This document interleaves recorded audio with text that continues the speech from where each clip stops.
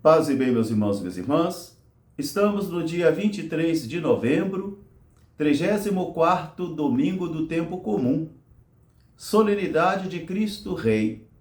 E assim, com esse 34º domingo, nós encerramos os domingos do ano da liturgia. Porque no próximo domingo, o primeiro domingo do Advento, já estaremos abrindo o ano de 2026.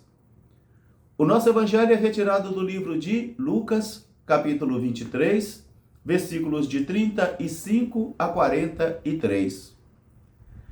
Naquele tempo, os chefes se aproximaram de Jesus e começaram a zombar dele. Jesus estava crucificado. E diziam: salva-te a ti mesmo, se és o Cristo, como havia dito.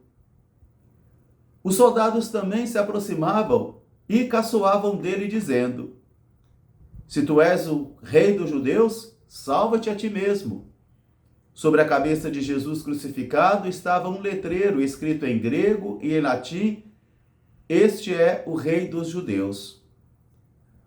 Um dos malfeitores que fora também crucificado com Jesus começou a caçoar dele e zombar, dizendo: tu não és o Cristo de Deus? Salva-te a ti mesmo e a nós também. O outro que fora crucificado com Jesus começou a advertê-lo e dizia: nós estamos recebendo o pago por aquilo que nós fizemos. Fizemos as coisas erradas e estamos recebendo o pagamento por isso. Mas ele não. Ele é um inocente e está sofrendo as mesmas consequências que nós. E depois disse a Jesus: Jesus, lembra-te de mim quando entrares em teu reinado. Palavra da salvação. Meus irmãos, minhas irmãs, hoje então nós estamos encerrando o 34º domingo do tempo comum. E assim, terminamos de vivenciarmos a nossa esperança do ano de 2025. Porque no próximo domingo já deveríamos dizer Feliz Ano Novo. Porque estaremos abrindo o ano da liturgia de 2026, onde vamos renovar novamente a nossa esperança. A esperança numa segunda vinda de Jesus. Por isso vamos vivenciar todo o tempo do Advento como uma expectativa. Uma expectativa. A primeira leitura de hoje, do profeta Samuel, nós encontramos aí a coroação de Davi, o início da dinastia de Davi, segundo o querer de Deus, segundo a vontade de Deus, e confirmado pelo profeta Samuel. Também nós vamos perceber agora a dinastia de Davi sendo continuada na pessoa de Jesus, aquele que nós chamamos o Cristo de Deus. Por isso, na segunda leitura da carta aos Colossenses, nós vamos encontrar o apóstolo Paulo rendendo graças e louvores a Deus pelo senhorio de Jesus, pelo reinado eterno de Jesus. Ele que vivia com o Pai, ele que resplandece a luz esplendorosa do Pai. Ele que revela o mistério do Pai, porque realmente nós só podemos compreender o amor de Deus e só podemos compreender o mistério de Deus na pessoa de Jesus.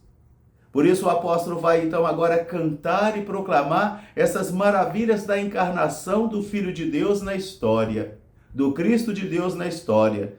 Tudo foi feito por ele e para ele. Ele é a cabeça de todas as coisas e nós somos o seu corpo. Por isso, nele e para ele, tudo converge. Tudo converge para Cristo.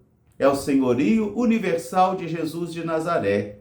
É o reinado de Jesus de Nazaré que se estabelece ou se manifesta na história humana. Agora, que reinado é este? Eu creio que a grande pergunta que a liturgia faz para cada um de nós hoje é: que reinado é este? Que glória é esta? Porque no evangelho de hoje nós vamos encontrar um elenco de pessoas que começam a zombar ou a caçoar de Jesus.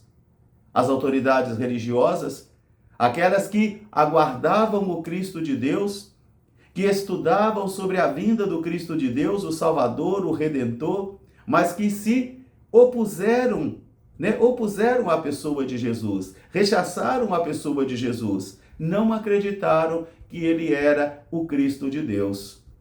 Por isso eles o crucificaram, eles o entregaram, eles o crucificaram. Primeiro que o conceito de reino que está na cabeça deles não condizia com aquilo que Jesus proclamava e vivia.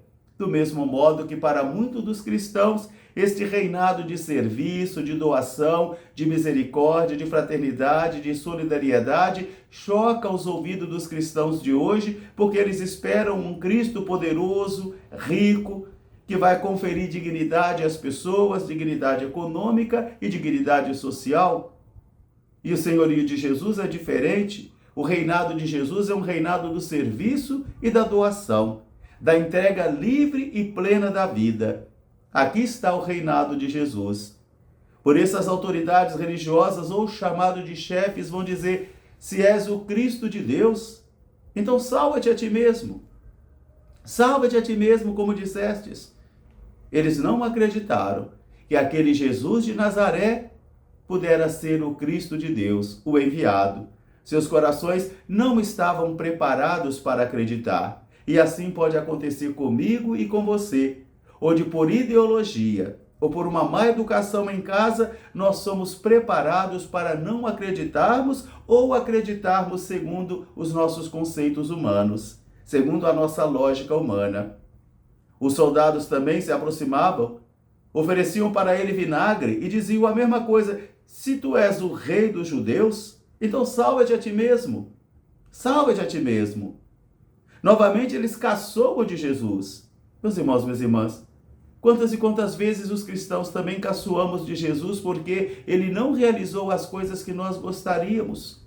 Quantos homens e mulheres frustrados com Jesus, decepcionados com Jesus, escandalizados com ele, também começam a caçoar dele, a zombar dele, a criticá-lo.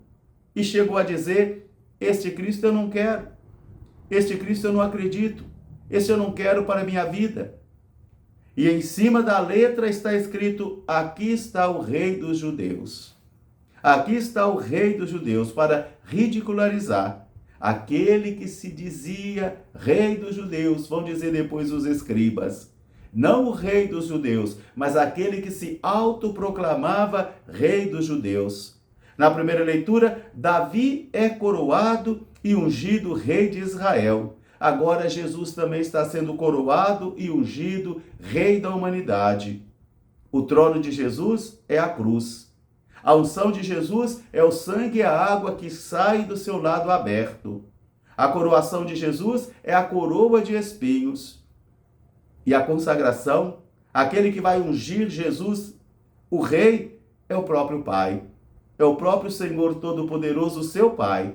É Ele que vai ungir e fazer de Jesus o Rei de todas as nações. Então agora nós podemos compreender por que o apóstolo vai dizer: rendamos graças a Deus, dobremos os nossos joelhos e aclamemos o Senhor. Porque Ele proclamou Rei aquele que Ele enviou.